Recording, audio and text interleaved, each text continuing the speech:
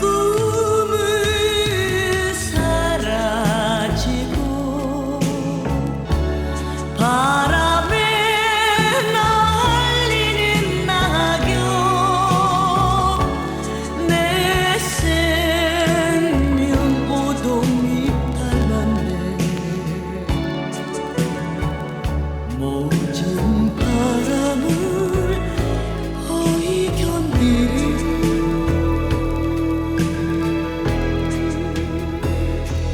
지는 해 잡을 수 없으니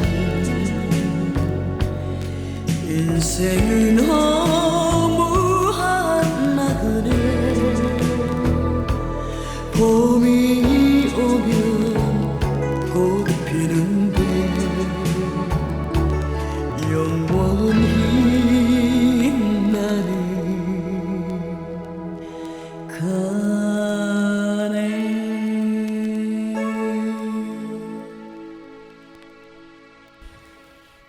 우리 한 번뿐인 인생 속히 지나가리라. 여러분, 오늘 영상에 나오는 자매는 이제 27살짜리 우리 교회 2청년 자매예요.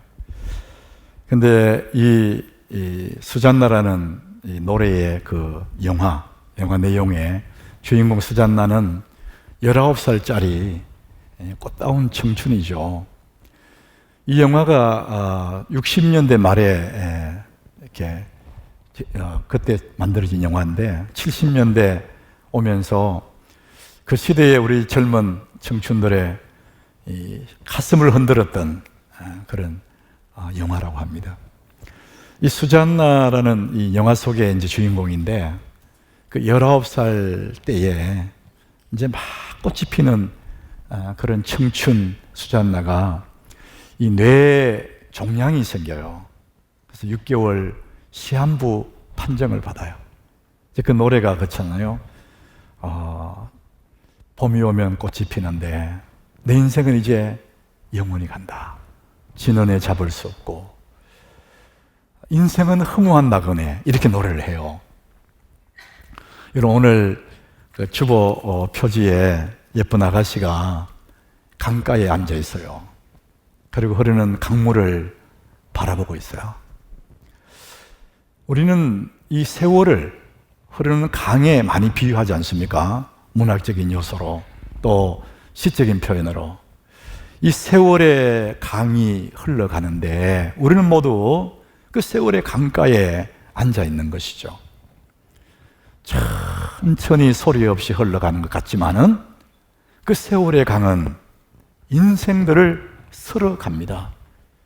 오늘 성경에 나오는 내용처럼 빈부귀천, 높고 낮음, 젊음과 늙음 가릴 것 없이 모든 인생들을 이 세월의 강이 쓸어가 버리는 거예요. 그래서 우리는 한 번뿐인 인생인데 속히 지나가는 인생이다. 이제 그렇게 우리가 보게 되죠. 저는 이번 한 주간 동안 너무 놀란 그런 소식을 들었어요. 친한 그 친구가 이제 LA에서 목회를 하는데 이분이 이제 젊을 때 남의 나라에서 선교사로 젊음의 시간들을 다 보내고 이제 나이가 들어서 가족과 함께 LA에 정착을 하고 그곳에서도 이제 교회를 개척해서 마지막 복음을 이제 전한다고 그러다가 갑자기 하나님의 부르심을 받았어요. 이번 가을에 우리 한국에서 우리 동기들 선교 대회가 준비되어 있고 제가 그 준비위원장인데 얼마 전에 저랑 통화를 한 적이 있거든요. 이런저런 일들로 못 오겠다 그래서 우리 동기들이 이제 전체 모임은 마지막이다. 그때 와서 얼굴도 보고 오면 좋겠다. 그랬더니 그러면은 시간을 가겠다고. 그래서 사모님과 함께 이제 한국에 오겠다고 비행기표를 다 예약했을 것 같아요. 근데 그 비행기표를 예약해 놓고 한국으로 오지 않고 천국으로 가버렸어요. 너무나 놀란 거죠. 교우집에 신방 갔다가 교우와 함께 이렇게 대화를 나누다가 쓰러져서 그냥 그대로 가버린 거예요. 준비되지 않는 그 주변에 있는 우리 동기 친구들, 한국에 있는 친구들 모두가 다 너무나 놀란 거죠. 갑자기 떠나버렸어요. 여러분, 우리 인생은 오직 한 번밖에 없어요. 그리고 속히 지나가 버립니다.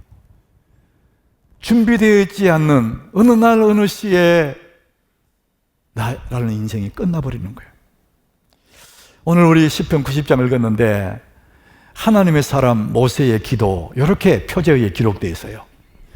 모세는 자기 인생 120년을 살았어요. 그런데 그 긴 세월 같은 120년을 돌아보니 자기 표현에 그래요. 밤의 한순간 같아. 오늘 4절에 그 표현을 썼어요. 자기는 120년의 세월을 살았는데 돌아보니까 한순간 같이 지나갔다. 이런 밤에 자다 보면 한순간 확 지나가 버리잖아요. 일장춘몽 같다. 그런 얘기죠.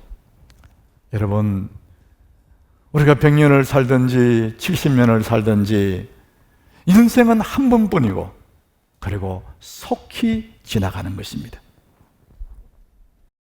여러분, 오늘 성경의 표현을 쓴다면은 밤의 한순간 같은 것이 인생이고 아침에 피었다가 저녁에 말라버리는 풀과 같은 존재가 인생이다.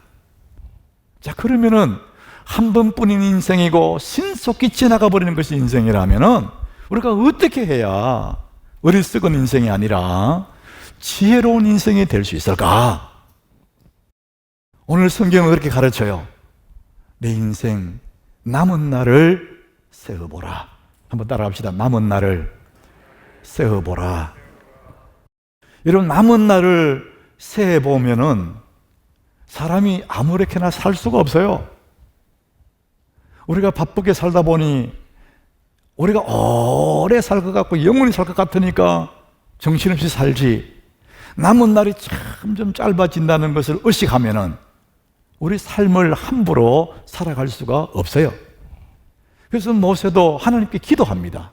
오늘 본문 12절에 우리 같이 한번 읽어봅니다. 우리에게 우리의 날 계수함을 가르치사 지혜로운 마음을 얻게 하소서. 정말 지혜로운 삶이 어떤 삶이냐? 우리의 날을 헤아려 보는, 계수하는 거라는 거예요. 그런데 여기에 우리의 날, 이 날은 내가 태어나서 죽을 때까지가 우리의 날이에요. 그런데 우리의 날을 세는 것은 태어나서 지금까지 내 나이는 세울 수 있어요. 그 나이는 다 알아요. 내가 몇 살이라는 거. 그런데 남은 날, 내가 얼마나 남았는지는 셀 수가 없어요.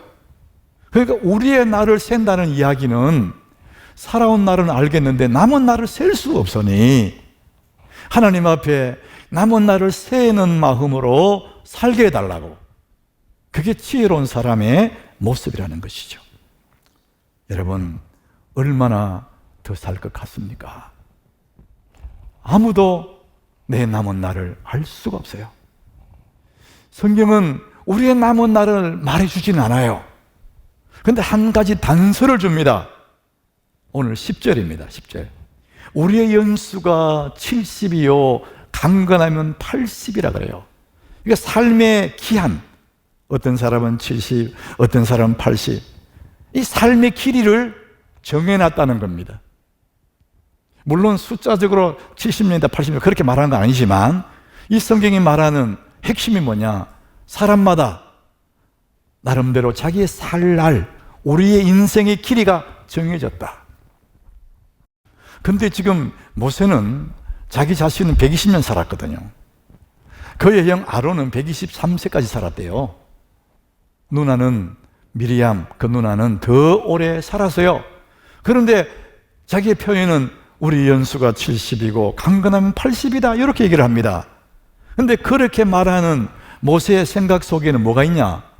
이스라엘 백성들이 광야를 지나서 가나안 땅에 들어간 그때 광야에서 하나님이 주실 그 가나안 땅을 바라보며 기쁨으로 나가서 가나안 땅에 들어가서 주님의 은혜로 멋진 인생을 살아야 되는데 광야에서 원망하고 불평하고 짜증내다가 다 거기서 멸망해 버렸거든요.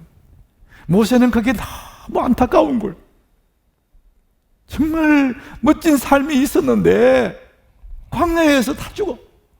그렇게 죽을 거를 왜 그렇게 사느냐. 모세는 이런 마음이 든 거예요. 우리 연수가 70이고 강건하면 80이다. 이 인생의 길이가 정해져 있다. 그런 얘기를 하는 겁니다. 우리의 삶이 다하면은, 내 정한 날이 다하면은 누구도 예외 없이 떠나야 되는 것. 이것이 우리 인생이라는 겁니다. 여러분, 너무나 허무하지 않습니까? 왜 우리 사람이 그렇게 정해진 인생을 살아야 될까? 원래는 하나님이 우리로 사람을 만드실 때에 영원한 존재로 지으셨는데 왜 제한된 인생이 되었을까? 성경 그 단서를 창세기에서 밝혀요. 창세기 2장 17절에 왜 사람의 삶이 제한되었느냐? 하나님이 동산에 선악을 알게 하는 나무의 실과를 먹지 말라 그랬거든요. 네가 먹는 날에는 반드시 죽으리라. 이전 성경에는 정령 죽으리라 그랬거든요. 나머지는 다 먹어라. 마음껏 네가 즐기고 하나님의 은혜를 누리며 살아라 그랬는데 딱 하나, 선악을 알게 나무를 먹지 마라 그랬거든요. 그런데 사단의 꾀임을 받아가지고 아담과 하와는 하나님의 금하신 선악과를 먹었어요. 그래서 그 죄 때문에 우리 인생이 제한된 인생이 되는 거예요. 그래서 창세기 3장의 19절에서 하나님이 그렇게 말씀하시죠. 죄를 범한 그 인생을 향해서 너는 흙이니 흙으로 돌아갈 것이니라. 하나님 말씀대로 너무나 안타깝지만은 네 영원한 존재가 너 스스로 죄를 범했으니 너는 흙이니 흙으로 돌아가라. 주님 그렇게 말씀하세요. 그래서 사람은 때가 되면 다 떠나는 거예요. 어떤 과학자도, 어떤 의학자도 사람이 왜 죽는지를 몰라요. 근데 성경은 분명히 말하거든요. 왜 사람이 죽게 됐는지. 하나님의 계명을 어겼던, 범죄했던 그것이 삶으로 하여금 제한된 인생이 되겠다는 것입니다. 오늘 본문 3절에도 주님 말씀하시죠. 너희 인생들은 돌아가라. 너희 죄 때문에 돌아갈 인생이 되었다는 것입니다. 누구도 예외 없어요. 릴케라는 사람 시인이지 않습니까? 그가 성린을 위한 동화, 하나님 이야기, 그 책을 썼습니다. 제가 제 서재에 그 책이 오래된 책이 있거든요. 릴케의 이야기 중에 하나님 이야기가 있어요. 동화책인데 시인이 어느 날 하루 해가 저무는 석양을 바라봐요. 서쪽 하늘을 바라보면서 넋을 놓고 있어요. 너무나 아름다워서. 그런데 뒤에서 누군가가 말을 걸어와요. 하늘이 그렇게 아름답습니까? 돌아보니 거기에 묘지기가 누군가를 또 묻기 위해서 땅을 파고 있는 거예요. 그래서 이 시인이 그 묘지기에게 하나님 이야기를 해줘요. 거기에 걸터 앉아서 저녁 서쪽 하늘을 바라보면서 하나님 이야기를 합니다. 어느 동네에 너무너무 사랑하는 청춘 남녀가 있었다. 이 두 사람은 사람들의 방해를 받지 않기 위해서 저 광야로, 아무도 없는 광야로 가서 오두막을 짓습니다. 사랑하고 살기 위해서 오두막 집을 지어요. 그 오두막 집에 두 개의 문을 만들어요. 하나는 여자의 문, 하나는 남자의 문. 아침마다 일어나서 저마다 자기의 문을 열고 그 오두막 집에 찾아오는 아침 햇살 손님으로 맞이하면서 풀벌레 소리, 향긋한 흙냄새, 그 오두막 집이지만은 너무나 사랑스러운 오두막 집에 두 사람은 저마다의 문을 열고 행복하게 그렇게 하루하루를 살아가요. 그래서 어느 날 여자가 아침에 일어나서 그날도 자기의 문을 열려고 문 앞에 갔는데 문틈으로 보이는데, 문 앞에 있는 사람이 보이는데 아주 낯선 사람이에요. 한 번도 보지 못한 낯선 사람이었어요. 자세히 보니까 죽음이었어요.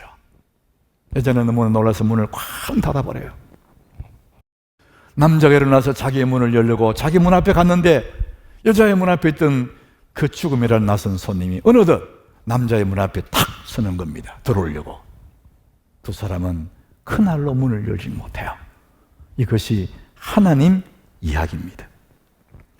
사랑하는 여러분, 어느 날 생각지도 못한 어느 날 불현듯 내 인생의 문 앞에 낯선 손님이 하나 찾아올 거예요. 나는 준비가 되어 있지 않아요. 아직도 이 땅에 할 일이 많다고 생각했는데 내 앞에 불쑥 문 앞에 죽음의 그림자가 찾아오는 것입니다.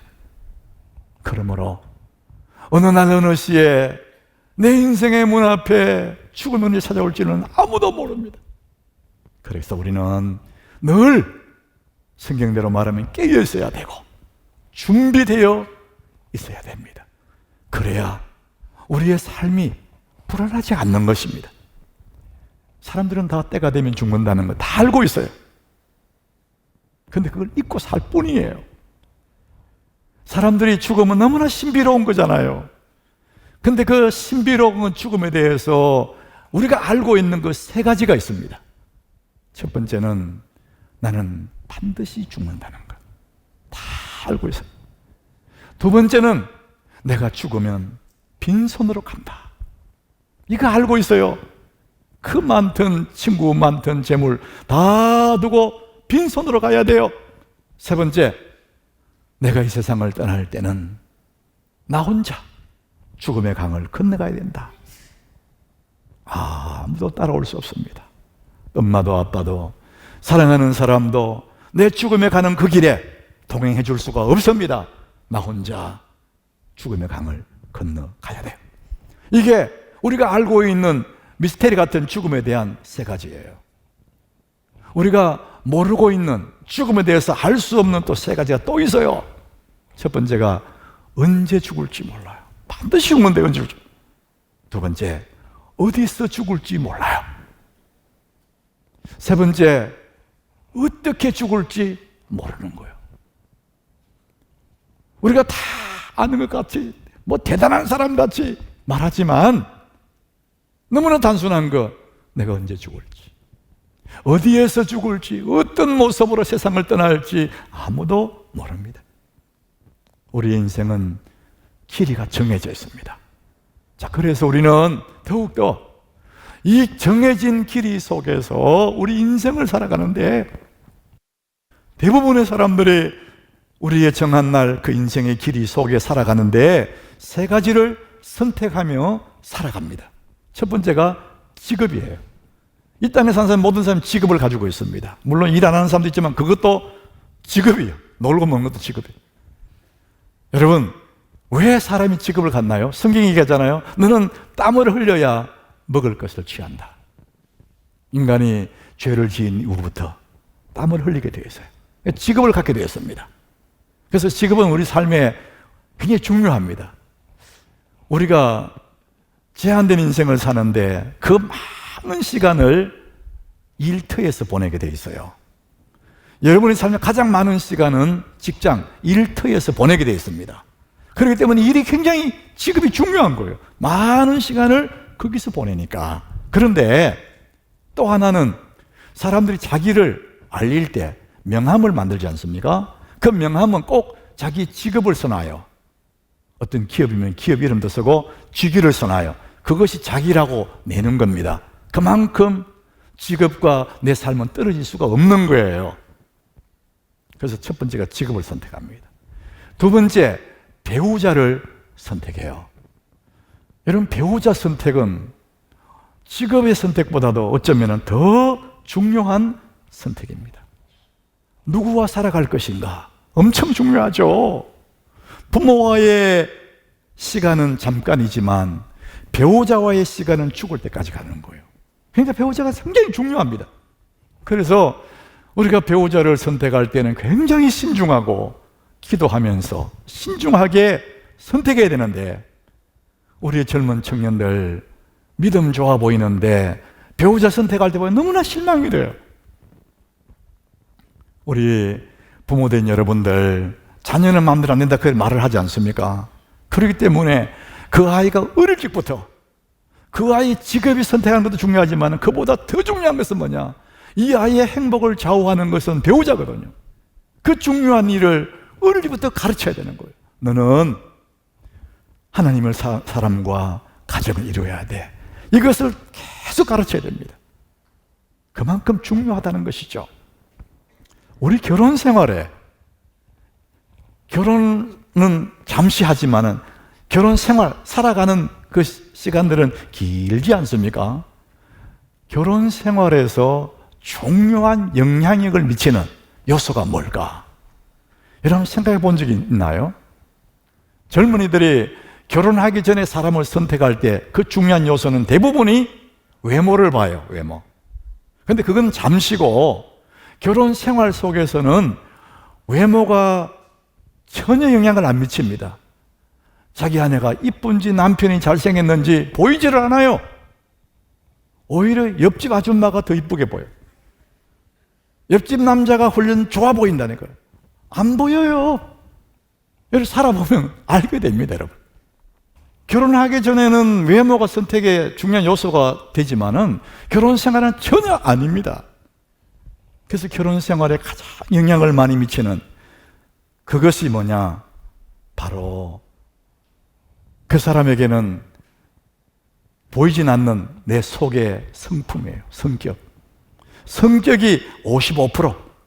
성격만 싸우고 상처받고 그러다가 막 갈라설까 그러고 그런 거거든요. 이게 55%예요. 근데 결혼하기 전에 그거 안 따지거든요. 외모만 보고. 경제력은 별거 아니에요. 17%더라고요. 자료들 내가 찾아보니까 자라는 환경 11.5%. 그 외모는 저 뒤에 1.3%. 아무 상관이 없다는 거예요. 우리 인생 여정에서 행복한 것 선택 중에 정말 중요한 게 배우자거든요. 그래서 직업을 선택해요. 배우자를 선택해요. 보편적인 사람들은 여기서 끝이 납니다. 이 정도로 끝이. 그러니까 잘 먹고 잘 사고 싶어 하는 거예요. 좋은 직장 가지고 가정 이루고. 그게 다예요. 그런데 정말 인생을 지혜롭게 사는 사람은 세 번째를 선택합니다. 세 번째. 그게 뭐냐? 신앙입니다. 안 믿는 사람은 종교 그러는데 우리의 신앙은 종교가 아니죠. 때가 되면 직업도 그만둬야 됩니다. 또 시간이 가면은 배우자도 내게 절 떠나갑니다. 마지막에 혼자 남아요. 그리고 혼자서 죽음의 강을 건너갑니다. 그럴 때 우리는 누구를 의지할 거냐? 세상에 의지할 건 아무것도 없어요. 그럴 때 우리는 신앙, 구주 예수 그리스도 그분의 손을 잡고 우리 이 땅에서 살다가 영원히 죽음의 강을 건너서 영원한 나라로 예수님과 함께 가는 것이죠. 그래서 이 세 번째 선택은요, 앞에 두 개 잘못 선택해도 괜찮아요. 다 끝납니다. 지나갑니다. 그러나 세 번째는 영원한 선택입니다. 예수 그리스도 그분을 선택하는 것이 얼마나 중요한 선택인지 몰라요. 요한복음 13장 1절에 예수님이 하시는 말씀이 그거예요. 6월절 전에 예수께서 자기가 세상을 떠나 아버지께로 돌아갈 때가 이런 줄 아시고, 예수님이 이제 십자가에 달릴 죽음의 날이 다가오는 것 스스로 알고 계세요. 그래서 세상에 있는 자기 사람들을 사랑하시되 끝까지 사랑하시니라. 따라합시다. 끝까지 사랑하시니라. 본인은 죽음의 길을 가고 십자가에 죽으셔야 되지만은 이 땅에 있는 사람들, 자기 사람들을 사랑하시되 끝까지 사랑한다. 죽으시고 부활하셔서 영원한 우리의 위로자가 되시고 영원한 길이 되어서 죽음의 그 너머까지 인도해 가실 그분이 예수님이거든요. 여러분, 직업을 잘못 선택해도, 혹시 잘못된 그런 만남이라 할지라도 가장 중요한 세 번째 이 만남, 우리의 선택, 예수 그리스도. 그 신앙의 선택은 너무나 중요한 거예요. 대학생 선교회 CCC 김중곤 목사님을 우리가 모르는 분은 없을 것 같아요.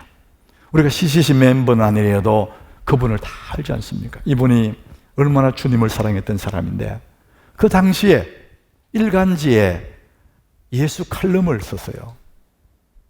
그것을 모아서 책을 만들었는데 책 제목이 예수 칼럼이에요. 제가 젊은 시절에 그 칼럼을 열심히 읽었어요. 거기에 만남이라는 글이 하나 있어요. 사람이 이 세상에 처음 태어나면 엄마 아빠의 얼굴을 처음 만나게 된다는 거죠. 이 아이는 부모님을 선택한 적은 없지만 태어나는 순간에 가장 처음 만나는 그 만남이 부모와의 만남이 돼. 부모의 품에서 자라서 이제 골목에 나가면 친구 만나고 학교에 가면 친구들 만나기 시작합니다. 그리고 스승도 만나고 이 아이가 청년이 되면 이제 배우자를 만나서 가정을 이루어요. 거기까지 끝이에요, 사람들은. 그러나 마지막 하나의 만남, 이 만남이 남아있고 반드시 만나야 하고 꼭 만나야 되고 이거 안 만나면은 이 모든 수포가 돌아가는 그 중요한 만남 하나가 있는데 그분이 바로 예수 그리스도이십니다. 예수 못 만난 인생은 모든 잘 만난 만남도 의미가 없다는 것이죠. 모든 것은 떠나가도 예수님은 볼지어다 내가 세상 끝날까지 항상 너희와 함께 있으리라. 그분이 예수님이십니다. 여러분은 제한된 인생 속에서 여러분 어떤 선택을 하고 살아가십니까? 좋은 직업을 선택했다면 잘하셨어요. 좋은 배우자를 선택해서 가정을 이뤘다면 너무 잘하셨어요. 세 번째 선택, 신앙. 예수 그리스도, 하나님의 예수 그리스도를 나의 구주로 영접하는 그 선택은 반드시 하셔야 되고 필수입니다.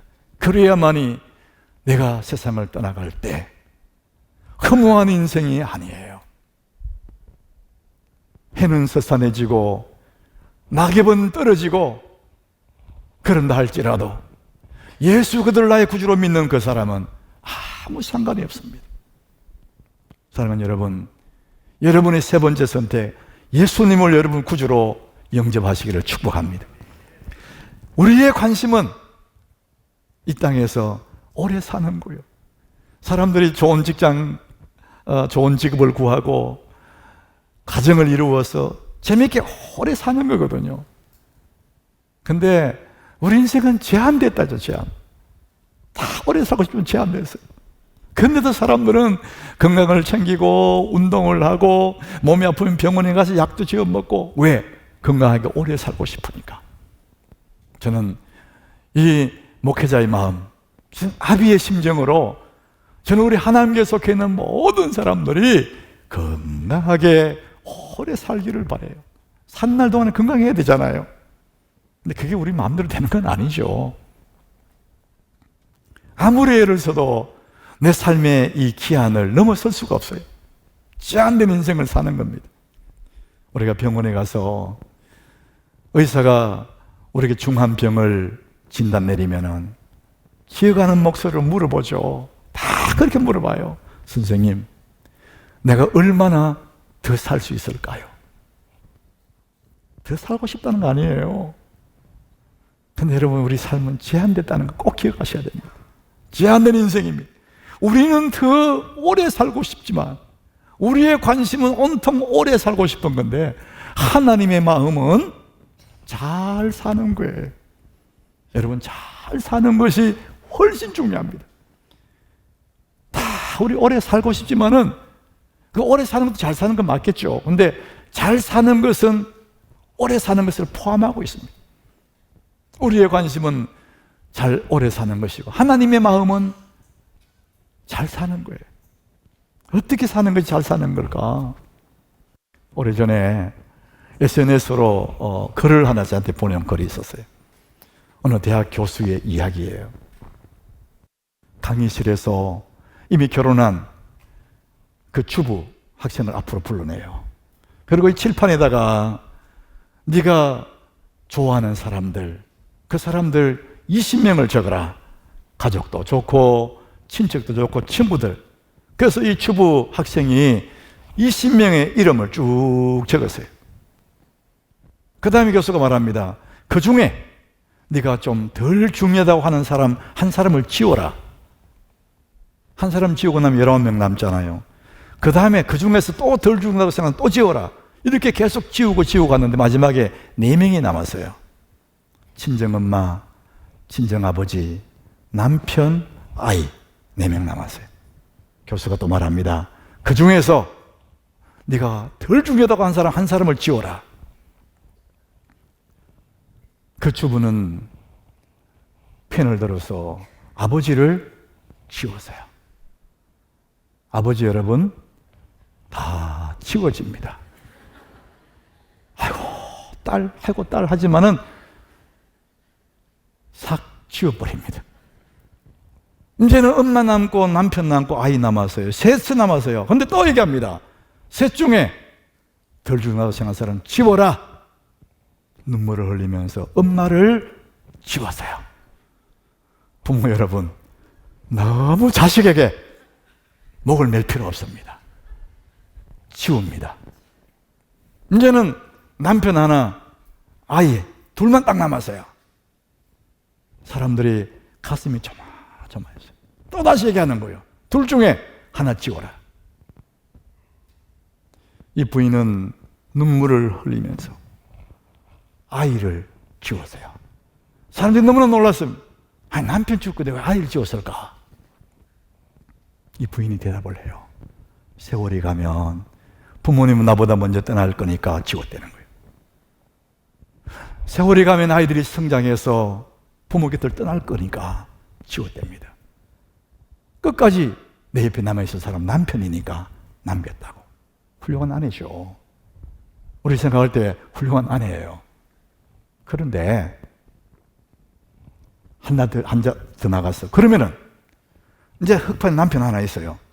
그 옆에 자기 이름 올려요. 둘 중에 하나 지어라. 그러면은 남편 지어버립니다.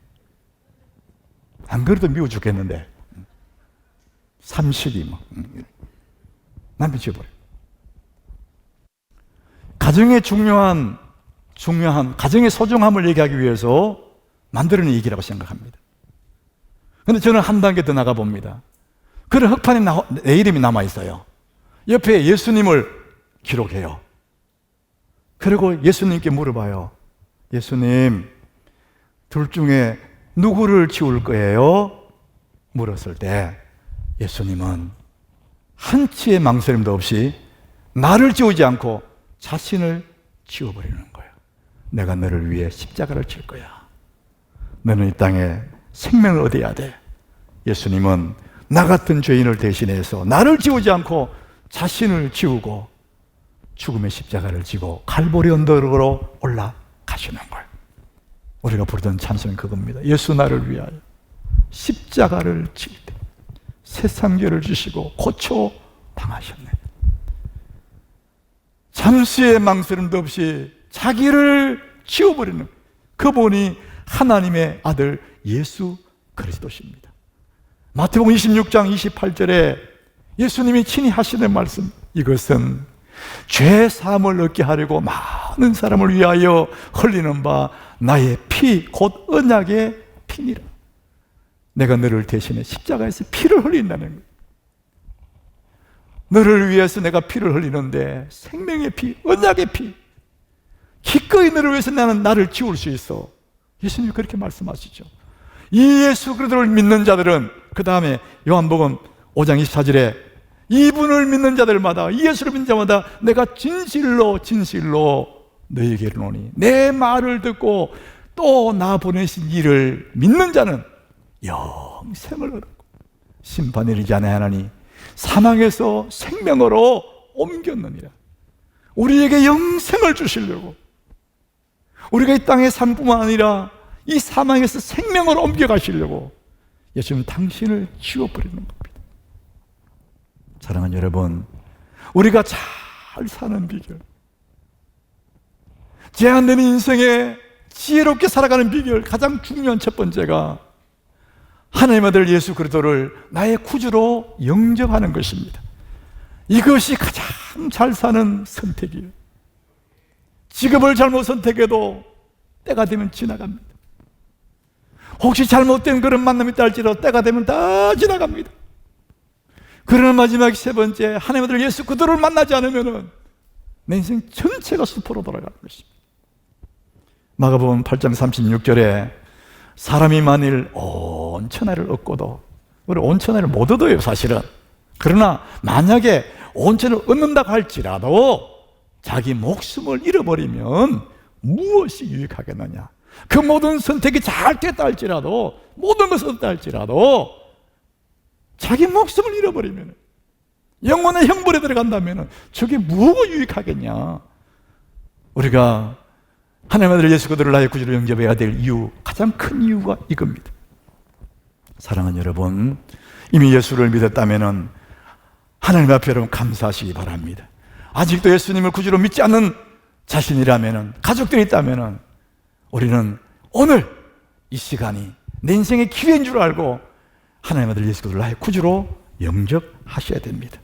이미 예수 믿은 사람들은 복받은 사람들인데 앞으로 나의 남은 날, 내 남은 날을 세워가는데 이 남은 날을 삶의 이유, 성경은 우리에게 말하면 왜 내가 살아야 되는지 이유는 딱 한 가지라는 겁니다. 네가 주 예수를 믿었지? 그러면은 너와 너 집을 구원해라.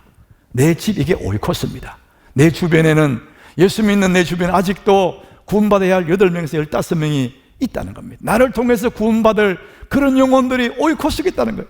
내가 앞으로 살아갈 이유, 내 인생에 정해지는 그날까지 내가 이 땅에 존재해야 될 이유는 딱 한 가지, 그 오이코스를 주께로 인도하는 것이라는 겁니다. 찰스 스터디라는 사람이 한 번뿐인 인생, 이런 시를 썼습니다. 앞에 주제가 바로 그겁니다. Only one life. 한 번뿐인 인생. 이분의 시를 제가 긴 시지만 앞달락만 인용합니다. 어느 날 2줄짜리 금언을 나는 들었네. 종종 걸음으로 삶의 길을 가던 날 내 가슴에 확신을 심어준 그 말, 영영 내 마음을 떠나지 않네. 오직 한 번뿐인 인생 속히 지나가리라. 오직 그리스도를 위한 일만이 영원